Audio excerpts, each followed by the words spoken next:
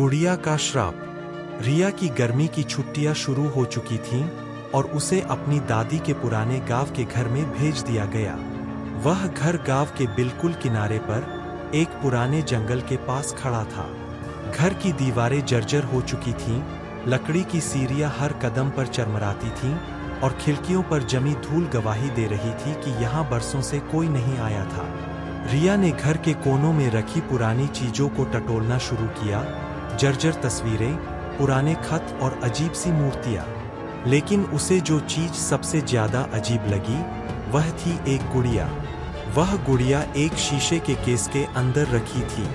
सफेद रंग का चेहरा, काले घुंघराले बाल और नीली कांच जैसी चमकती आंखें। लाल रंग की पुरानी पोशाक पहने वह गुड़िया ऐसे मुस्कुरा रही थी जैसे उसकी हंसी के पीछे कोई खतरनाक रहस्य छुपा हो।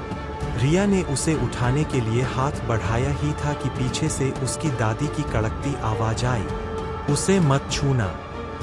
रिया ने घबराकर हाथ पीछे खींच लिया। ये गुड़िया श्रापित है, दादी ने कहा। कैसा श्राप?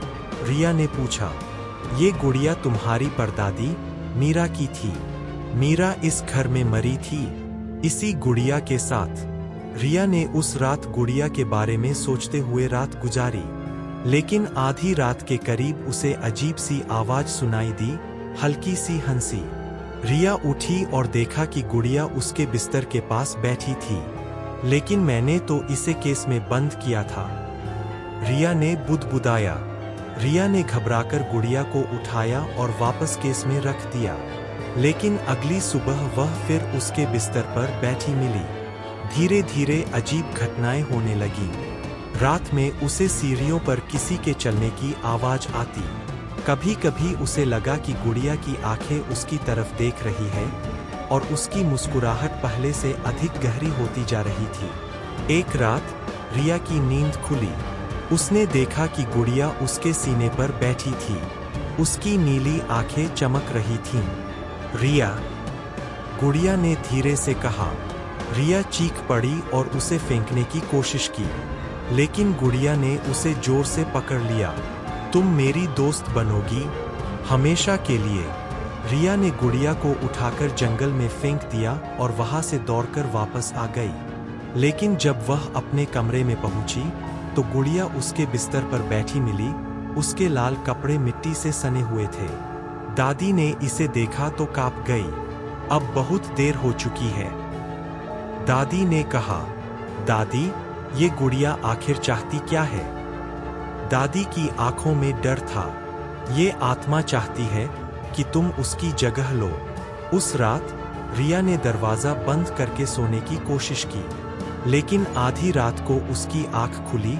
गुड़िया उसकी छाती पर बैठी थी। रिया चीख भी नहीं पाई। गुड़िया का मुंह धीरे धीरे खुलने लगा। उसके अंदर से नुकीले, सड़े हुए दांत दिखाई दे रहे थे। रिया की आंखों से आंसू बहने लगे। अब तुम मेरी हो, गुड़िया ने कहा। अगली सुबह दादी ने रिया को कमरे में देखा। रिया के हाथ में वही गुड़िया थी। उसकी आंखें खाली थीं और चेहरे पर अजीब मुस्कुराहट थी। रिया, दादी ने डरते हुए पुकारा। रिया ने धीरे से सिर उठाया। उसकी नीली आंखें गुड़िया जैसी हो चुकी थीं। दादी, अब आपकी बारी है, रिया ने कहा और उसके चेहरे पर वही ठंडी मुस्कान थी। कमरे का दरवाजा धीरे धीरे बंद हो गया। उसके बाद सिर्फ एक धीमी हंसी सुनाई दी। क्या तुम भी इस गुड़िया से खेलना चाहोगे?